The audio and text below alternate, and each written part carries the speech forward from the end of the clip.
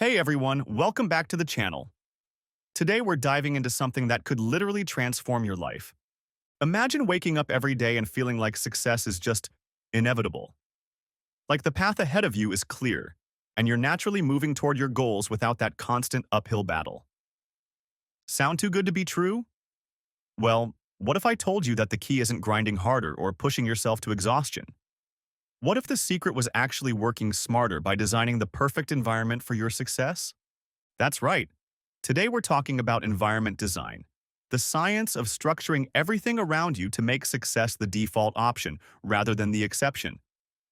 By the end of this video, you'll understand exactly how to shape your physical space, social circle, mental landscape, and digital world to naturally guide you toward your goals.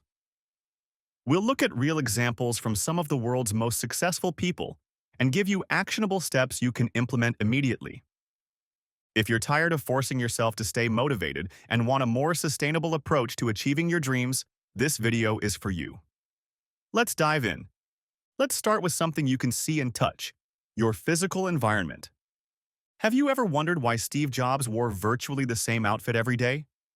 It wasn't a fashion statement. It was a strategic decision to eliminate what psychologists call decision fatigue. By removing unnecessary choices from his day, Jobs conserved his mental energy for the decisions that truly mattered. This is just one example of how our physical surroundings influence our behavior, often without us even realizing it. Take a moment and look around you right now.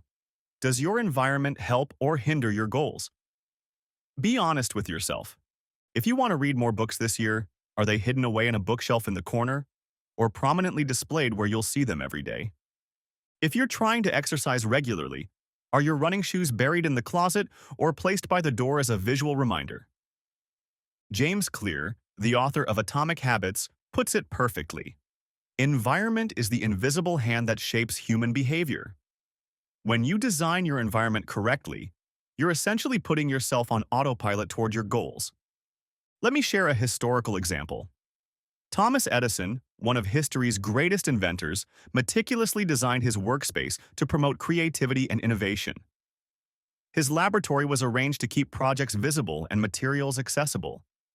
He surrounded himself with his ideas and prototypes, making innovation a natural part of his daily routine rather than something he had to force. And then there's Marie Kondo's philosophy of minimalism. By decluttering our spaces, we create environments that enhance focus and reduce the mental load that comes with excess. This isn't just about having a prettier space. It's about removing the physical distractions that pull us away from what matters. Here's a challenge for you. After this video, identify one area of your physical environment that's working against your goals, and spend just 15 minutes restructuring it. This small change could create a massive ripple effect in your life.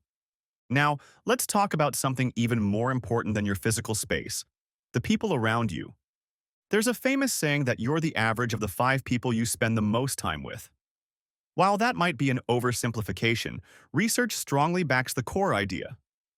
A landmark Harvard study found that our habits, behaviors, and even our ambitions are heavily influenced by our social circles. This isn't just speculation, it's science. Think about it. If you're surrounded by people who complain constantly and avoid challenges, how likely are you to push yourself toward growth? Conversely, if you're regularly interacting with individuals who are positive, ambitious, and supportive, their energy naturally pulls you forward. Consider Oprah Winfrey's journey. She grew up in incredibly difficult circumstances, but throughout her life she intentionally sought out mentors and surrounded herself with people who believed in her potential when she was still finding her way. That environment of belief and support played a crucial role in her becoming one of the most influential women in history. So here's my question for you, one that might feel uncomfortable but is absolutely essential. Who are the 5 people you spend the most time with? And more importantly, are they helping you grow or holding you back? I'm not suggesting you completely cut people out of your life, especially family, but you can be intentional about seeking additional relationships that elevate you. Look at the friendship between Warren Buffett and Bill Gates.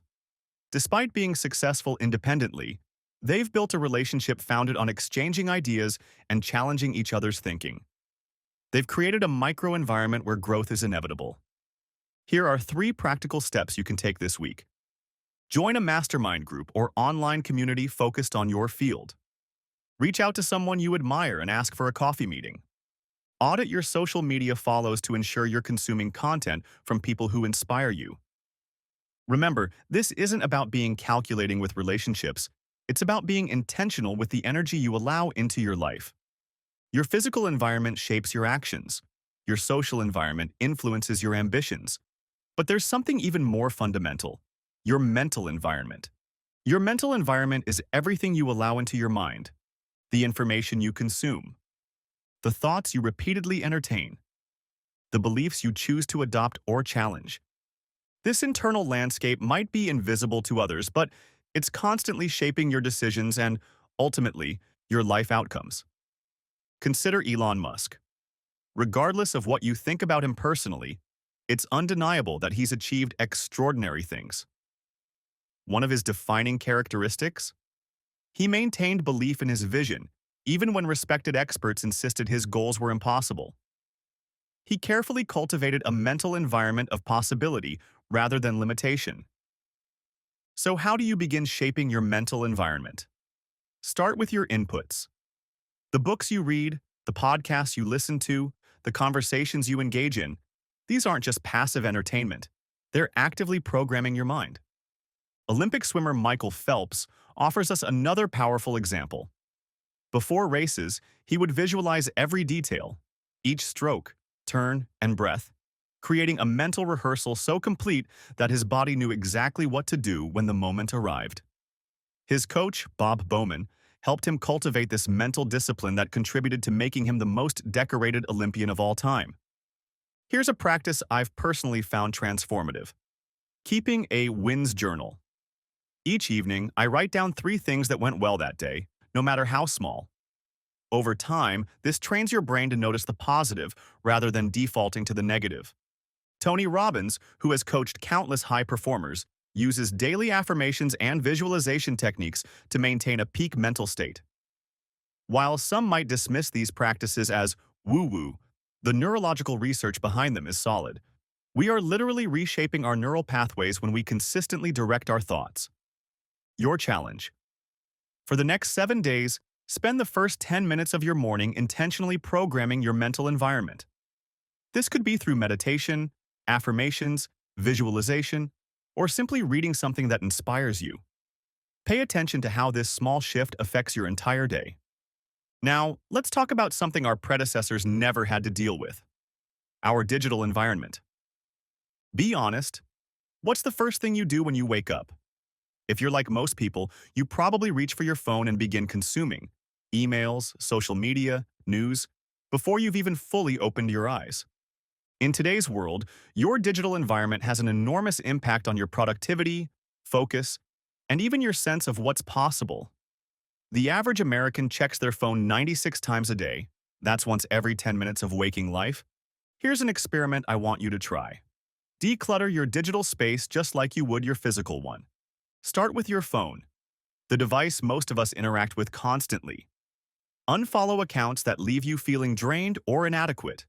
Rearrange your apps so that productive tools are on your home screen and distractions require an extra step to access. Tim Ferriss, author of The 4-Hour Workweek, advocates for what he calls selective ignorance, being intentional about what information you allow into your life. Not all news, content, or even opportunities deserve your attention. By curating your inputs, you conserve your mental energy for what truly matters. Consider implementing these practical techniques. Set specific times to check email rather than leaving it open constantly.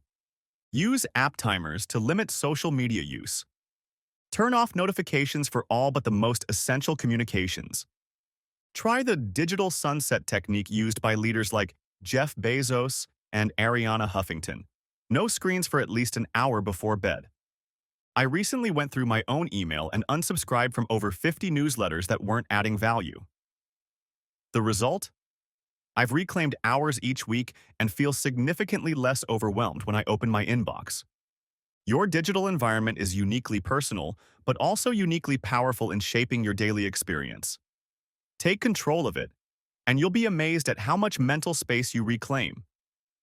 Everything we've discussed so far, physical, social, mental, and digital environments, comes together in your daily routines and habits. The most successful people in virtually every field have something in common: structured routines that eliminate unnecessary decision-making and create momentum. Former President Barack Obama wore only gray or blue suits to reduce decision fatigue. Apple CEO Tim Cook starts his day at 3:45 a.m. with exercise and email to get ahead of the day. These aren't random choices, they're strategic routines designed to maximize effectiveness. Author Robin Sharma popularized the 5 a.m. Club, emphasizing how the first hour of your day sets the tone for everything that follows. While waking up at 5 a.m. might not be realistic or necessary for everyone, the principle remains valid. How you start matters enormously. Let me share 3 elements of an effective morning routine. First, begin with something physical, even just 5 minutes of stretching or a short walk, to get your body moving and blood flowing to your brain. Second, include something reflective: meditation, journaling, or simply sitting with your thoughts while enjoying your coffee without distractions. Third, do something productive that moves you toward your most important goal before the demands of the day take over. Beyond your morning routine, consider implementing blocks for deep, focused work. Cal Newport's research shows that it takes an average of 23 minutes to refocus after an interruption. By designing your environment to protect your attention, perhaps using noise-canceling headphones, a do not disturb sign, or simply turning off notifications, you can accomplish in 2 hours what might otherwise take an entire day. Don't forget about your evening routine. Quality sleep is the foundation of peak performance, yet it's often sacrificed. Creating a consistent wind-down ritual, whether that's reading, light stretching, or preparing for the next day, signals to your body that it's time to rest and recover. Your challenge: design one new routine, morning, workday, or evening, that aligns with your goals. Start small with just 2 to 3 elements and practice it consistently for the next 21 days. Remember, we're not aiming for perfection. We're creating systems that work for your unique life. We've covered a lot of ground today, exploring how to design your physical environment to make good habits effortless, social circle to surround yourself with people who elevate you, mental landscape to cultivate empowering thoughts and beliefs, digital world to minimize distractions and maximize focus, daily routines to create momentum toward your goals. The beautiful thing about environment design is that it works with human nature rather than against it. Instead of relying solely on willpower, which is limited, you're creating external structures that naturally guide you toward success. Here's my challenge to you. Choose just one area we discussed today and make one change this week. It doesn't have to be massive. Remember, small hinges swing big doors. Maybe it's placing your running shoes by the door, joining that online community related to your goals, starting a 5-minute morning journaling habit, removing social media apps from your phone, or establishing a consistent bedtime routine. Whatever you choose, commit to it for the next 21 days and watch what happens. The beauty of environment design is that once it's set up, it continues working for you with minimal ongoing effort. As James Clear puts it, you do not rise to the level of your goals, you fall to the level of your systems. By intentionally designing your environment, you're creating systems that make success not just possible, but inevitable. If you found this valuable, please hit that like button and share it with someone who could benefit. Drop a comment letting me know which area you're going to focus on first. I read every comment and would love to hear your thoughts. Until next time, remember, your environment shapes your actions, and your actions shape your life. Design deliberately,